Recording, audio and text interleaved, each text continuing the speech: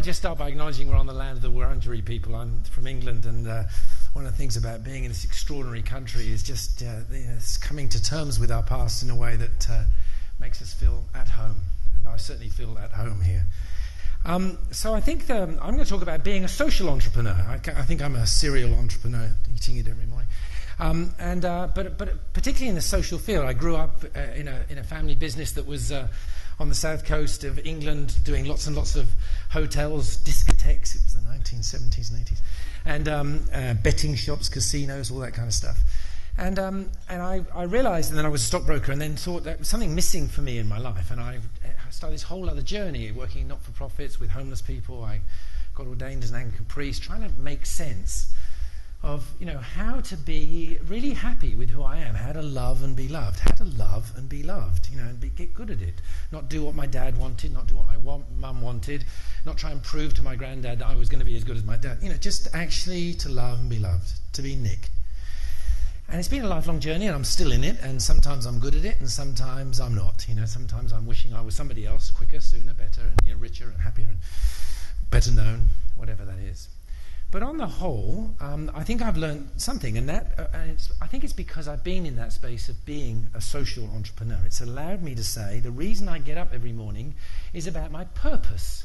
And my purpose in getting up every morning is, in the case of Cool Energy at the moment, and has been for the last 6 years, is to do mass energy efficiency campaigns around the world that radically reduce the amount of CO2 emissions. So mass energy efficiency campaigns that radically reduce the amount of CO2. So lots of things have come to the company over the last 8 years, but lots of them have not been mass or radically changing CO2 emissions. And so one of the things is, and we put in a second component to our purpose, which is, and to do that with those who are most poor. It was a really easy thing to add, because if you can do anything that's a mass, it's actually going to be mostly about poor, because the mass of the world is poor. But it was interesting to have that focus in our purpose. Now, one of the things about running a social enterprise, particularly after doing 20 years of being in the not-for-profit sector in charities, running the Brotherhood, as I said, in the UK with homeless people, is to actually have a company that said, and so one of the things that we are going to take for granted every single day is that is going to be hugely profitable. It's going to be hugely profitable because to do anything mass, I've just bought 23 million light globes. It's the largest amount of light globes ever delivered into one project ever. Truckloads from here to Bendigo, trucks, 3 boats from China to deliver them. And if you're going to buy $50 million worth of light globes, it has got to be profitable because somebody's got to lend you the 50 million. And they're only going to lend it if you've got an internal rate of return over 25%. So I don't get up in the morning thinking I'm going to make money in this business. I get up every morning, the decisions that are made in our company are, is this going to radically transform CO2 emissions globally? It's a great way to go to work. And of course, one of the questions is everyone going to be safe? Is it going to make a return on its investment of 30%? Because otherwise we won't get debt and we can't go to scale and we can't do it in other countries. All those things are taken as read. And we do talk about purpose a lot, but I think it's really worth thinking about not adding purpose after you've gone to work to make money, but living from purpose. For me, it's been a more comfortable space. So I'll tell you a little bit about the enterprise, or what we've just achieved, because we actually just finished one program in Mexico. We've changed 23 million lights of the poorest families in Mexico. So about 7 million families came along with their 4 incandescent lights. They gave it to us and we gave them back 4 energy efficient lights.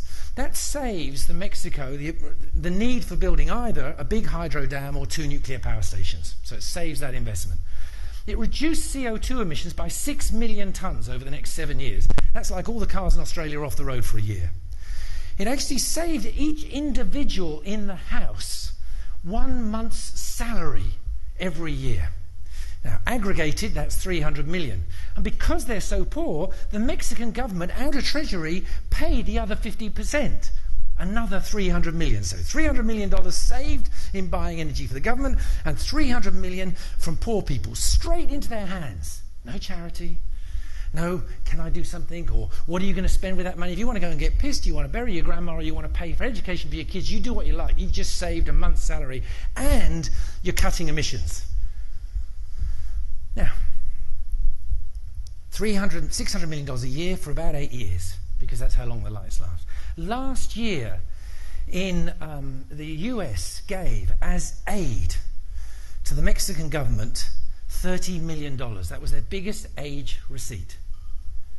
$600 million as a carbon energy efficiency project that saved hundreds of millions of dollars a year. Pure business. After 25 years of being in charity, there is nothing that I've ever done that has come even close to it.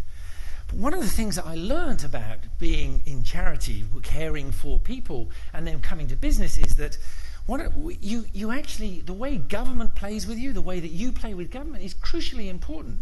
So we invested $5 million over the time of doing this project to change the United Nations rules on how you create carbon credits. And we created the first ever carbon credits on energy efficiency. Normally carbon credits that you buy from developing countries come from big stacks. There's a big plant and it's churning out CO2 and they stick something on the top and they take the CO2 out and a little meter goes round and you create carbon credits. Of course, it's really difficult if you just put 4 lights in a home. It's only going to create 2 tons of carbon over 4 years. It's really hard to quantify that and manage that. So one of the things that we've done is how to do that. First company in the world, and I'm just going to England next week to finalise the deal to sell 6 million tonnes of UN-registered CO2 emissions to Standard Bank.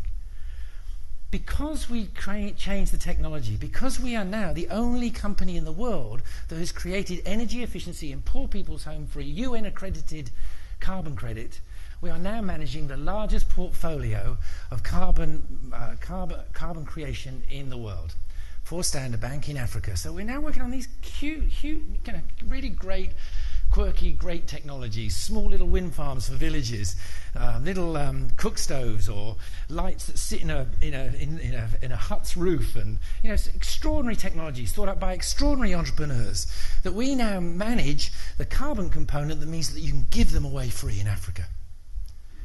A completely different way of thinking about how to make a contribution and how to be in the world. Now, some people say, but we're just playing in the market, and the market's not a very nice place. It doesn't care.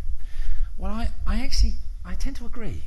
I don't like what my kids see on television. I don't like what I see on television. I don't like some of the behaviours I get caught up in. But it's the way it is.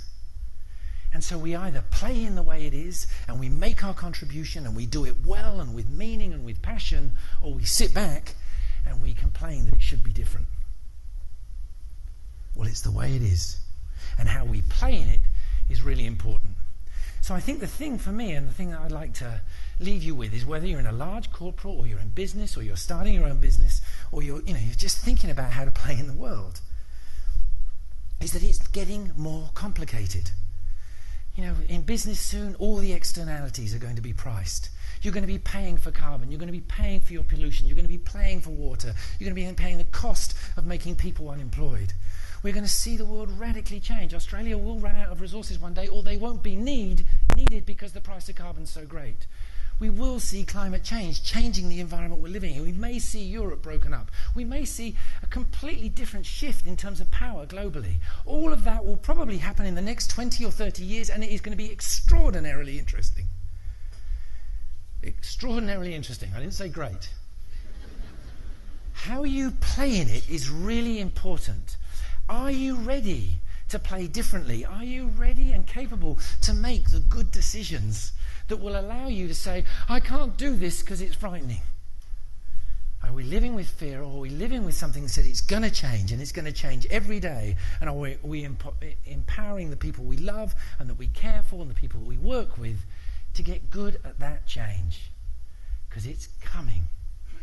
And the best of us that live with it and experience it and at some level enjoy it will be because we're not frightened of it. So good luck. Enjoy the change. It's definitely coming.